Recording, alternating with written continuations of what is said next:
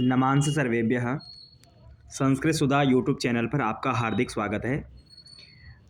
आज आपके सम्मुख प्रस्तुत है कक्षा 7 रुचिरा पाठ्य पुस्तक का 13वां पाठ अमृतम संस्कृतम, जिसके अभ्यास प्रश्न आज हम करेंगे।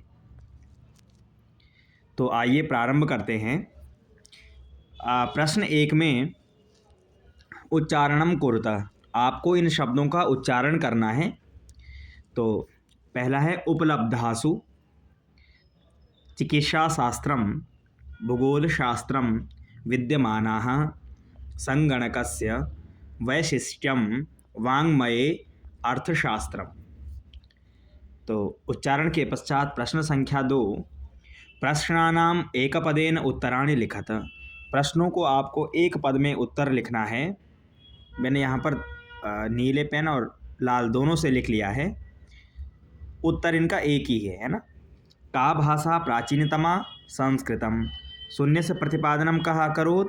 आर्यभट्टः। कौटिल्येन रचितं शास्त्रं किम्? अर्थशास्त्रम्। कस्याः भाषायाः काव्यसौन्दर्यम् अनुपमं संस्कृतस्य? काः अभ्युदयाय प्रेरयन्ति सूक्तयः। प्रश्न संख्या 3 में प्रश्नानाम उत्तराणि एक वाक्येन लिखत। एक वाक्य में आपको प्रश्नों के उत्तर लिखने हैं। संगणकस्य कृते सर्वोत्तमा भाषा का? संस्कृतं सर्वोत्तमा भाषा अस्ति।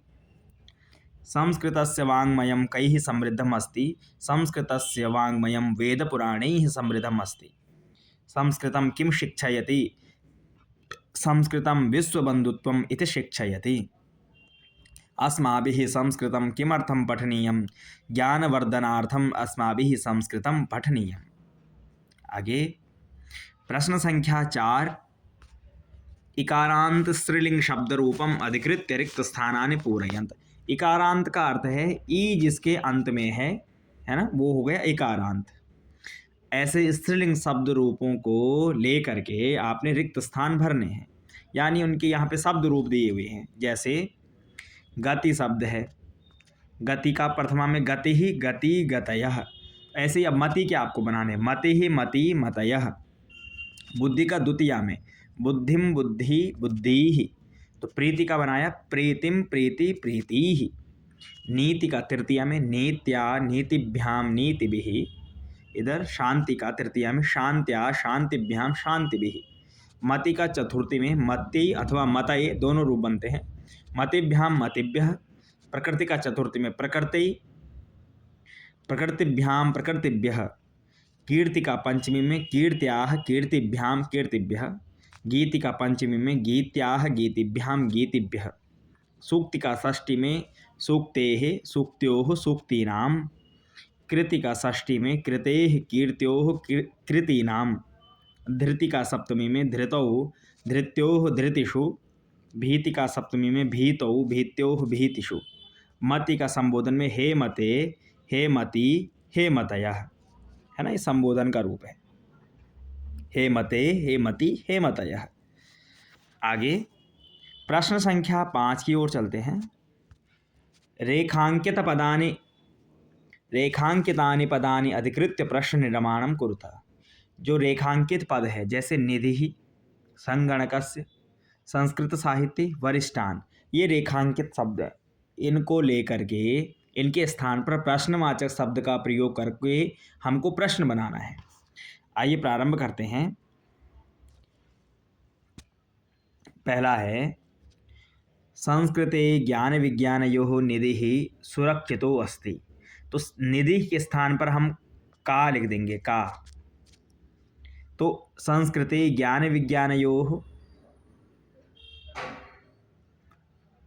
काः सुरक्षितो अस्ति, यहाँ पर निधि ही उत्तर हो जाएगा।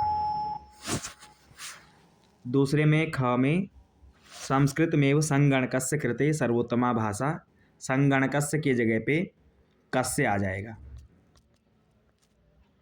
तीसरे में शल्य क्रियायाः वर्णनम संस्कृत साहित्ये अस्ति। संस्कृत साहित्य के स्थान पर कुत्र हो जाएगा। और चौथा है वरिष्ठान प्रति अस्माभिः प्रियम व्यवहर्तव्यम। वरिष्ठान के स्थान पर कान आ जाएगा। तो इस प्रकार से प्रश्नवाचक शब्दों के स्थान पर इन शब्दों का प्रयोग करके यहाँ पर प्रश्न निर्माण हो जाएगा। प्रश्न संख्या 6 में उदाहरणानुसारम पदानाम विभक्तिम वचनंच लिखत, अर्थात उदाहरणों के अनुसार शब्दों की विभक्ति और वचन हमको लिखने हैं।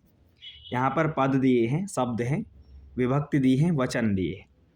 तो जैसे पहला शब्द यहाँ पर दिया है संस्कृते है, षष्ठी विभक्ति एक वचन का रूप है। ऐसे गति प्रथमा विभक्ति एक वचन का रूप है। नीतिम द्वितीय विभक्ति का एक वचन का रूप है। सूक्तयः प्रथमा विभक्ति का बहुवचन का रूप है। शांत्या तृतीय विभक्ति का एक वचन का रूप है। प्रीत्यै चतुर्थी का एक वचन का रूप है।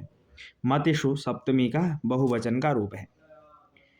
आगे देखिए प्रश्न संख्या 7 में यथा योग्यम संयोज्य लिखा था। ये क भाग है, ख भाग है, इनका एक सही वाक्य इसका इधर से मिलान करना है। पहला कहा कौटिल्येन, इधर है अर्थशास्त्रम रचितम, कौटिल्य के द्वारा अर्थशास्त्र की रचना की गई। दूसरा है चिकित्सा शास्त्रे चरक सुश्रुतयोः योगदानम, चरक और सुश्रुत का योगदान है। तीसरा है शून्यस्य आविष्कर्ता, उत्तर है आर्यभट्ट। और संस्कृतम ज्ञान विज्ञान पोषकम। अगला है सूक्तयः, सूक्तयः अर्थात अभ्युदयाय प्रेरयन्ति। तो इस प्रकार से इनके उत्तर हो जाएंगे। ये हमने पाठ में भी पढ़ा है। तो इस अमृतम संस्कृतम नामक पाठ के जो प्रश्न थे उनको हमने यहाँ पर देखा, जिसमें मिलान करने के लिए मुख्य रूप से इस पाठ में शब्दों की विभक्ति और उनके वचन पर जो है ये ध्यान दिया गया है कि शब्द बच्चा सीखे, शब्द में कौन सी विभक्ति है, कौन सा वचन है। इसका मतलब है कि आपको शब्द रूप का ज्ञान होना चाहिए। और प्रश्न निर्माण है उसके अतिरिक्त ये देखिए, ये भी शब्द रूप के प्रश्न हैं सारे, कि कैसे स्त्रीलिंग शब्द चलेंगे, कैसे उनके रूप बनेंगे। आगे ये एक पद और पूर्ण वाक्य में उत्तर और उच्चारण करने के लिए, ठीक है। तो इस प्रकार से छात्रों हमने देखा अमृतम संस्कृतम पाठ के प्रश्नोत्तर। धन्यवाद।